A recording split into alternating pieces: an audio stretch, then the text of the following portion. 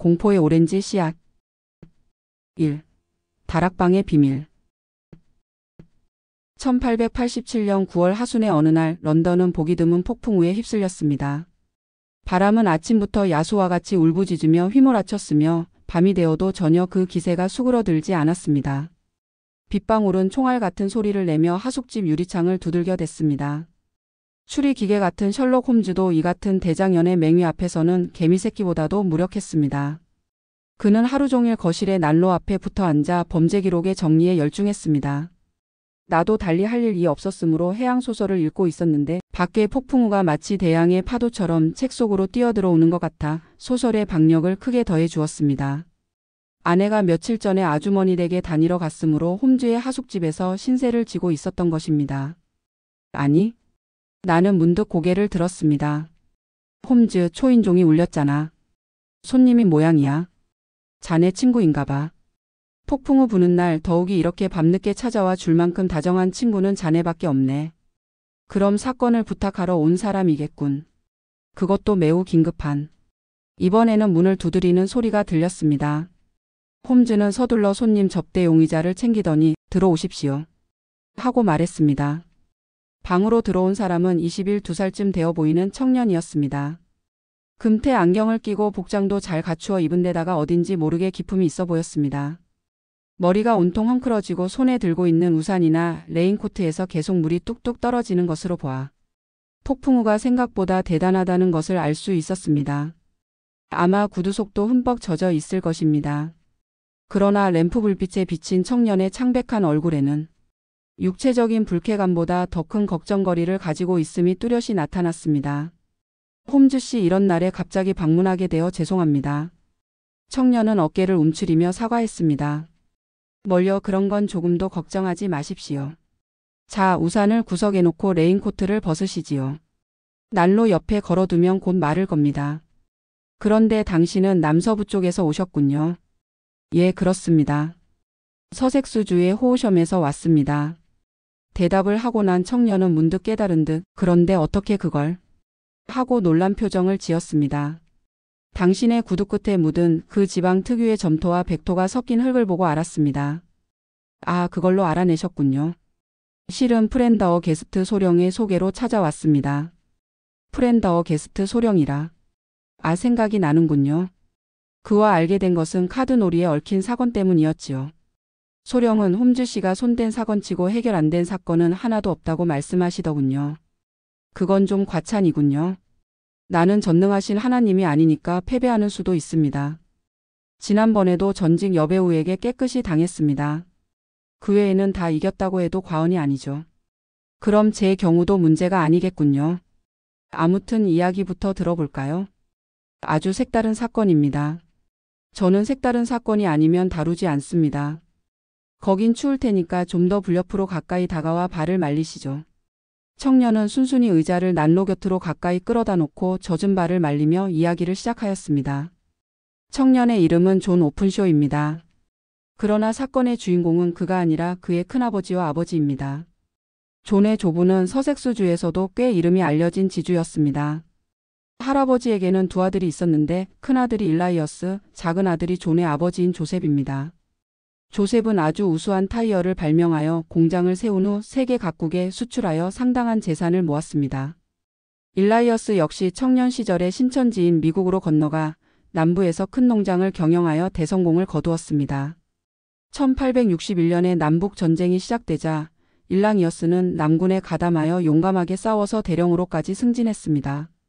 그러나 1865년 남군이 그랜트 장군이 이끄는 북군에 패배하여 항복하자 다시 농장으로 돌아갔습니다. 그러다가 4, 5년 후에 영국으로 돌아와 서색수주의 호우섬에 땅을 사서 정착했습니다. 일라이어스가 미국에서 상당한 재산을 모았으면서도 미국에 영주하지 않은 까닭은 흑인 문제에 매우 불쾌한 생각을 가졌던 탓입니다. 그는 술고래인데다가 성질이 급해 화를 잘 냈으며 말씨도 매우 거칠었습니다. 그래서 이웃 사람들과도 교제가 전혀 없었습니다. 아우인 존의 아버지와도 사이가 별로 좋지 않았으나 어떻게 된 셈인지 조카인 존을 무척 귀여워했습니다. 술을 마시지 않았을 땐 존을 상대로 체스하기를 좋아했으며 존이 16살이 되었을 땐 비서로 채용했습니다. 집안 열쇠도 모두 존에게 맡겼으므로 존은 큰아버지의 넓은 저택을 마음대로 돌아다닐 수가 있었습니다. 그런데 한 가지 이상한 일이 있었습니다. 큰아버지 집에는 다락방이 하나 있었는데 그 방에만은 특별히 만든 자물쇠를 채워 아무도 들어가지 못하게 했습니다. 어릴 때 존은 큰아버지가 집에 없는 틈을 타서 열쇠 구멍을 통해 안을 들여다본 적이 있는데 다락방에 어울리게 낡은 트렁크와 잡동사니가 잔뜩 쌓인 것이 조금 보일 따름이었습니다. 1883년 3월 어느 날 아침 외국 우표를 붙인 편지가 배달되었습니다. 존은 아침 식사를 하고 있는 큰아버지에게 그 편지를 가져갔습니다. 큰아버지는 편지를 받아 겉봉을 살피더니 또 인도에서 온 것이로군. 퐁디세리에 소인이 찍혀 있군. 하고 중얼거렸습니다. 봉투를 뜯자 그 안에서 말라빠진 오렌지 씨앗 5개가 접시 위로 떨어졌습니다. 아니 어째서 이런 걸 보냈을까요? 누군지 별난 취미를 갖고 있군요. 존은 엉겁결에 웃음을 터뜨렸으나 큰아버지의 얼굴을 본 순간 얼른 웃음을 그쳤습니다. 큰아버지의 얼굴은 마치 금붕어처럼 튀어나왔으며 흑빛으로 변한 얼굴에서는 식은땀이 흘러내리고 있었습니다. 그는 떨리는 손으로 편지 봉투를 든 채 공포의 KKKKKK야 하고 피를 토해내듯이 외치더니 다음 순간엔 의자에서 미끄러져 마룻바닥에 털썩 주저앉으며 힘없이 중얼거렸습니다. 드디어 올 것이. 존은 깜짝 놀라 큰아버지를 안아 일으키며 큰아버지 웬일이십니까? 도대체 무엇이 온단 말씀입니까? 하고 물었습니다. 간신히 몸을 일으킨 큰아버지는 존 죽음이 닥쳐왔어. 하더니 그대로 2층으로 올라가 버렸습니다. 존은 어떻게 된 영문인지 알 수 없었지만 큰아버지를 공포의 소용돌이로 몰아넣은 편지의 내용이 무엇인지 궁금하여 자세히 살펴보았습니다. 봉투에 대접어 꺾은 곳의 안쪽 즉 풀 붙이는 부분 바로 위에 K자 3개가 붉은 잉크로 씌어 있었습니다. 그 밖에는 말라빠진 오렌지 씨앗 5개가 들어있을 뿐이었습니다. 글씨도 없거니와 편지지도 들어있지 않았습니다. 이상한 일이군. 어째서 이따위 것에 그렇게 겁을 내실까? 존은 고개를 갸우뚱거리며 2층으로 올라갔습니다. 층계를 다 올라갔을 때 다락방에서 막 내려오는 큰아버지와 마주쳤습니다. 큰아버지는 낡은 노쇠 상자를 꽉 끼고 있었습니다. 그는 정신이 나간 듯한 얼굴로 올 테면 와보라지. 죽여버릴 테니까. 하고 혼자서 중얼거렸습니다. 그러다가 문득 정신이 들었는지 존 메어리에게 내 방에 불을 피워놓으라고 일러라. 참 그리고 호셴시에 있는 포던 변호사를 불러다오. 하고 말했습니다. 몇 시간 뒤 존은 변호사와 함께 큰아버지의 방으로 들어갔습니다. 불이 활활 타오르고 있는 벽 난로에는 많은 양의 종이를 태운 듯 부드럽고 검은재가 수북이 쌓여 있었습니다. 벽 난로 옆에는 2층에서 마주쳤을 때 겨드랑이에 끼고 있던 노쇠 상자가 뚜껑이 열린 채 텅 비어 있었습니다. 그런데 놀랍게도 그 뚜껑에는 KKK라는 글자가 뚜렷이 새겨져 있었습니다. 큰아버지는 어제보다 10년은 더 늙어 보이는 듯한 얼굴로 존 나는 방금 내 모든 재산을 너의 아버지에게 물려준다는 유언장을 썼다. 그러니까 언젠가는 이 재산이 내 것이 될 거다. 그러나 한마디 주의해 두겠는데 내가 죽은 뒤에 만약 악마 같은 녀석이 나타나서 재산을 내놓으라고 하면 아낌없이 줘버려라. 이렇게 재수 없는 재산을 물려주게 된 게 유감이지만 만일 행운이 계속된다면 넌 평생을 안락하게 살 수 있을 거야. 자 포오덤 씨가 가리키는 곳에 이 페인에 서명을 해. 존은 얼떨떨하여 뭐가 뭔지도 잘 모르면서 백부의 유언장에 서명했습니다. 첫 번째 죽음. 큰아버지의 생활은 그 다음부터 딴판으로 달라졌습니다. 전에도 술을 좋아하기는 했지만 이제는 아침부터 술을 퍼마시고는 하루 종일 방 안에만 틀어박혀 있었습니다. 그런가 하면 방에서 갑자기 뛰어나와 권총을 들고 정원이나 숲속을 멧돼지처럼 달리며 나는 아무것도 두렵지 않다. 나는 희생의 제물이 아니란 말이야. 악마 같은 놈. 올 테면 와. 하고 고래고래 고함을 지르며 총을 쏘아댔으므로 집안 사람들은 겁이 나서 밖에 나갈 엄두도 못 냈습니다. 그러나 그 미치광이 같은 발작이 가라앉으면 이번에는 거꾸로 비관적이 되어 다시 자기 방에 처박히곤 했습니다. 존은 우연히 그런 때에 큰아버지 얼굴을 본 적이 있습니다. 진눈깨비가 오는 추운 날이었는데도 머리와 얼굴, 목덜미까지 온통 땀투성이인 것이 마치 수영장에서 막 나온 사람같이 흠뻑 젖어 있었습니다. 어느 날 밤 큰아버지는 다시 발작을 일으켜 추운 날씨임에도 불구하고 밖으로 뛰어나갔습니다. 그런데 보통 때는 30분이 지나면 지칠 대로 지쳐 돌아오곤 했는데 이 시간이 지나고 3시간이 지났는데도 돌아오지 않았습니다. 존은 불길한 예감이 들어 큰아버지를 찾아 나섰습니다. 그리고 얼마 후 뜰 한 구석에 있는 작은 연못에 죽은 듯이 엎드려 있는 큰아버지를 만났습니다. 달려가 안아 일으켰지만 이미 숨이 끊어져 있었습니다. 폭행을 당한 흔적은 전혀 없었습니다. 큰아버지의 최근 행동을 알고 있는 경찰에서는 자세히 조사해 보지도 않고 발작적인 자살이라고 판정을 내렸습니다. 그러나 존은 큰아버지의 자살에 의문을 품었습니다. 큰아버지는 어느 누구보다도 죽음을 두려워하였습니다. 즉 절실하게 오래 살고 싶어 했습니다. 그런 큰아버지가 발작적으로 자살을 했다고는 도저히 생각할 수가 없었습니다. 하지만 사건은 그것으로 일단락되고 존의 아버지는 큰아버지가 남긴 넓은 토지와 막대한 은행 예금을 상속받았습니다. 오랫동안 잠자코 듣고만 있던 홈즈가 이윽고 말문을 열었습니다. 과연 여태까지 들어본 적이 없는 괴상한 사건이군요. 큰아버님이 편지를 받은 날짜와 돌아가신 날짜를 기억하고 계십니까? 그 괴상한 편지가 온 것은 1883년 3월 10일이고 돌아가신 것은 그로부터 7주일째인 5월 2일 밤이었습니다. 예, 알겠습니다. 그 뒤 당신들은 큰아버님의 노쇠 상자를 조사했겠죠? 그때의 상황을 자세히 얘기해 주십시오. 나와 아버지는 호우섬의 저택으로 이사하자마자 다락방으로 들어가 보았습니다. 한쪽 구석에 그 노쇠 상자가 놓여 있었는데 안은 텅텅 비어 있었습니다. 뚜껑의 뒤쪽에는 KKK라는 붉은 글씨와 편지, 메모 수치 명부라고 쓰인 종이가 붙어 있었습니다.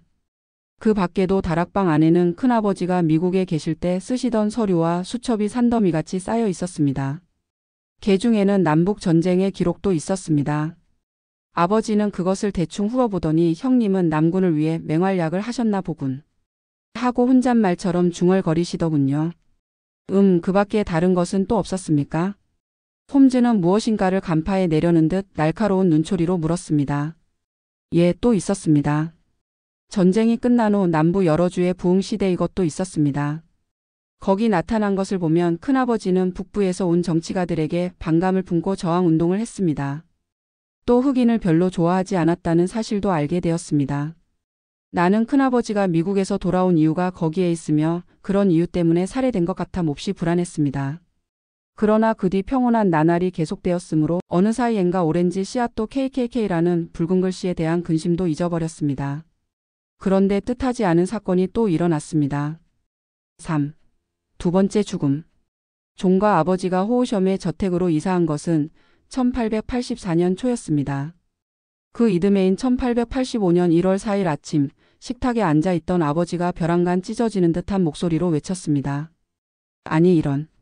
존이 달려가 보니 아버지는 한쪽 손에 막 뜯은 봉투를 들고 다른 한 손에는 말라빠진 오렌지 씨앗 5개를 쥐고 있었습니다. 존 형님에게 온 것도 이것과 똑같은 것이었니? 존의 가슴은 매우 두근거렸습니다. 아버지 봉투의 이음매 안쪽을 조사해 보십시오. 만약 붉은 글씨로 KKK라고 씌어 있으면 틀림없습니다. 아버지는 봉투의 이음매를 살펴보더니 존 내 말대로야. 그런데 이건 또 뭐지? 하고 의아한 표정을 지었습니다. 아니 뭐가 씌어 있나요? 그래 우리 비밀 서류를 정원에 있는 해시계 위에 놓아두라. 라고 적혀 있어. 존 비밀 서류란 뭐지? 해시계는 또 뭐야? 아버지 해시계라면 정원 구석에 있습니다. 비밀 서류라는 것은 아마 노쇠 상자에 넣어 두었던 것을 말하는 모양인데 그건 큰아버지가 벽난로에 넣어 모두 태워버리셨습니다. 모두 태워버렸다고? 아버지는 낙심한 듯 길게 한숨을 토해내었지만 이내 용기를 불러일으켰습니다. 이 나라는 법과 질서를 소중히 여기는 문명국이야. 이런 야만적인 일은 용납되지 않아. 그런데 편지는 어디서 붙인 거냐? 소인이 찍힌 곳은 스코틀랜드의 댄디입니다. 그래? 좌우간 해시계나 서륜이 하는 것은 나와는 관계없는 일이야. 무시해버리는 수밖에 없지. 하지만 아버지 일단 경찰에 신고하는 게 좋지 않을까요? 존 그런 짓을 하면 웃음을 살 뿐이야. 누가 그 말을 믿겠니? 신고하지 말아라. 그러나 존은 큰아버지의 기묘한 죽음이 생각나 불안한 마음을 누를 수 없었습니다. 편지가 온 지 사흘째 되는 날 아버지는 포츠다운산의 요새에 있는 옛친구 프리보디 소령을 만나러 갔습니다. 군인들이 많이 있는 요새였으므로 집에 있는 것보다 안전하리라 생각하여 존은 굳이 말리지 않았습니다. 그런데 그것이 큰 잘못이었습니다.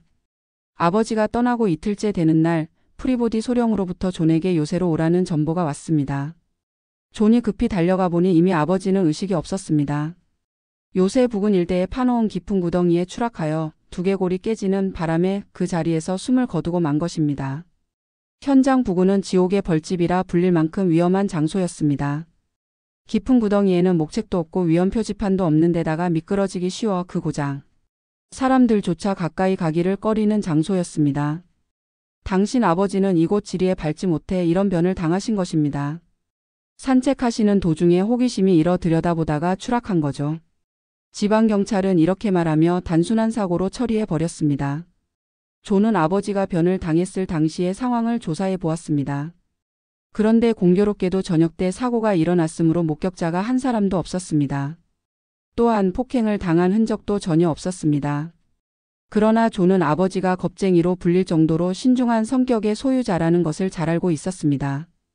그런 아버지가 낯선 고장에서 더구나 저녁 때 그런 위험한 곳에 접근했으리라곤 아무래도 믿어지지 않았습니다. 이렇게 의문의 죽음이 2번씩이나 일어났기 때문에 마음이 별로 내키지 않았으나 존은 아버지의 전 재산을 상속받게 되었습니다. 존이 이 불길한 재산을 처분하지 않은 것은 너무나 두려운 나머지 도리어 배짱이 생겼기 때문입니다. 어디로 도망가든 어차피 그 검은 마수는 쫓아올 것이므로 그 자리에 그냥 눌러앉기로 작정한 것입니다. 아버지가 불행한 최후를 마친 것이 1885년 1월이었는데 그로부터 2년 8개월 가까이 아무 일도 없이 지나갔습니다. 그동안 존은 호우섬의 저택에서 평온한 생활을 즐기고 있었습니다. 그러다 보니 그 저주의 마수가 큰아버지와 아버지만으로 그친 것은 아닌가 하는 생각도 들었습니다. 그러나 그것은 달콤한 생각이었습니다. 바로 어제 아침 그 마수는 큰아버지와 아버지의 경우와 똑같은 형태로 존에게도 닥쳐온 것입니다. 4. 세 번째 협박장. 청년은 긴 이야기를 마치더니 조끼 호주머니에서 구겨진 봉투를 꺼내어 탁자 위에 5개의 마른 오렌지 씨앗을 뚝뚝 떨어뜨렸습니다. 홈즈 씨, 이게 그 봉투입니다. 소위는 런던의 이지구 우체국 것입니다. 내용은 아버지가 받은 것과 똑같이 붉은 글씨로 KKK 그 위에 서류를 해시계 위에 갖다 놓아라 라는 문구가 적혀 있었습니다. 홈즈는 봉투를 거들떠보지도 않고 그래서 당신은 어떻게 했죠? 하고 물었습니다. 아무 일도 하지 않았습니다. 아무 일도 하지 않았다고요? 사실은. 청년은 희고 가는 손으로 얼굴을 감싸더니 기어 들어가는 목소리로 말했습니다.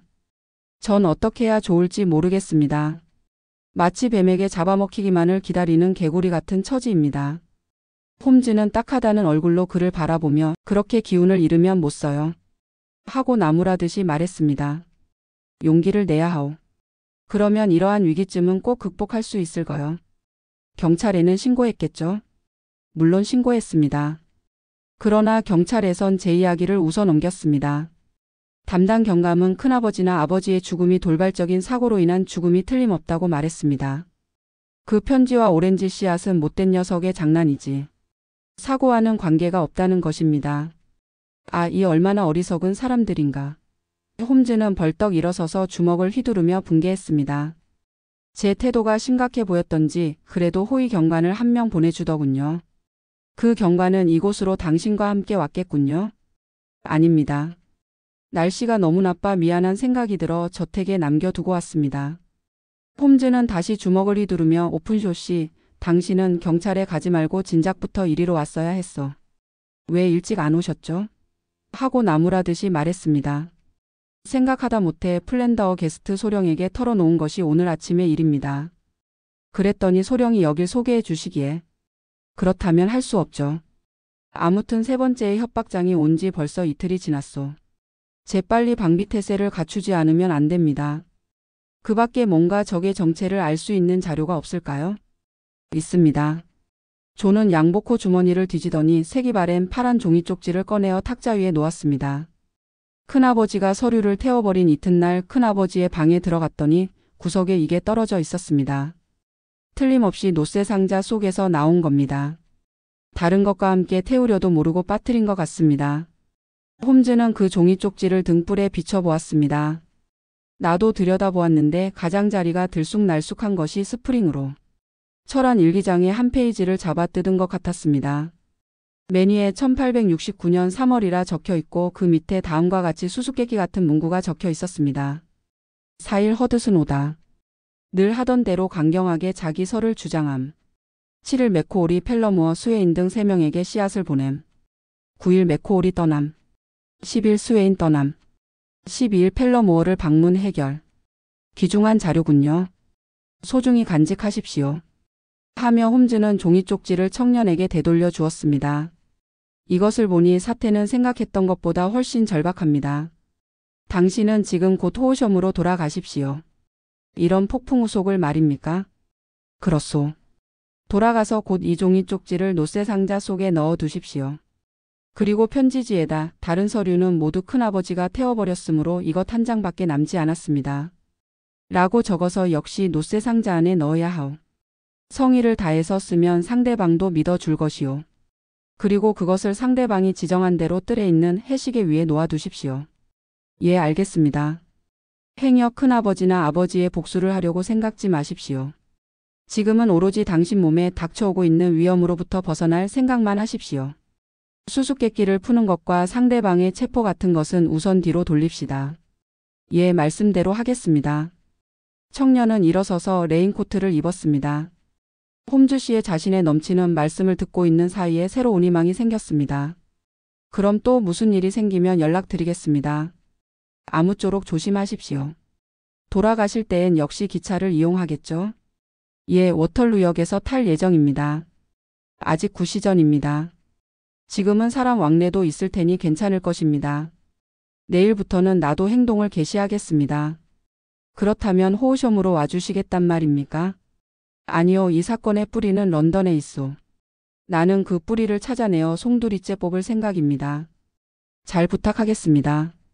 존 오픈쇼 청년은 힘찬 걸음으로 돌아갔습니다. 밖에선 여전히 폭풍우가 휘몰아치고 있었습니다.